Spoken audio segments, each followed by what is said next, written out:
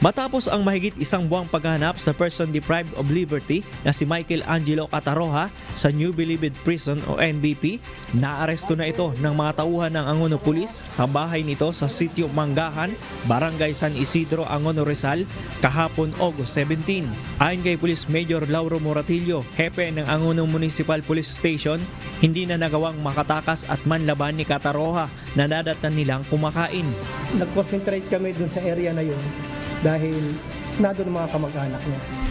So, then yung tipster niya kanina tumawag sa amin, na-spotted na siya ron. Kaya mabilisan lang yung galaw namin, yung pagpaplano namin na hindi siya makakalusot doon sa aming pagpaplano. Kaya po nahuli namin.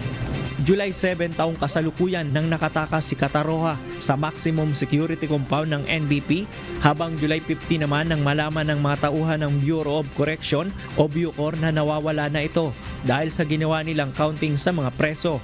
Based do sa kanyang sabing kwento, tumubas lang po ng casual and then accordingly, ginaya lang niya yung stamp na itinatatak do sa mga visitors.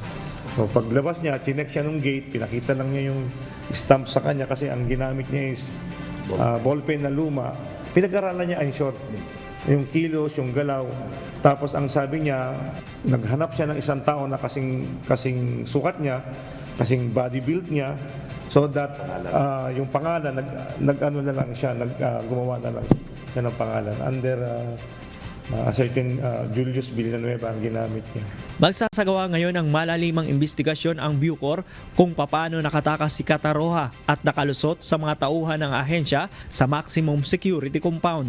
Meron po kaming coordination letter with Angono PNP last August 5. Humingi kami ng tulong para po malukit natin if ever. Kasi although hindi naman natin nasisiguro na pinatay o inilibing doon sa Bucor, so hindi rin namin tinanggal yung possibility na nakatakas po siya. July 26, 2022 nang dalhin sa NBP si Cataroha sa kasong anti-fencing at mayroon din itong pending na kasong karnaping. October 20 naman ang kaparehong taon nang ilipat ito sa maximum security compound. Sa ngayon, sumasailalim na sa procedure si Cataroha upang ibalik sa New Bilibid Prison. Diyos ang aming sandigan, serbisyo publiko ang aming pinahahalagahan. Mula rito sa Laguna, Christian Lopez, humahataw!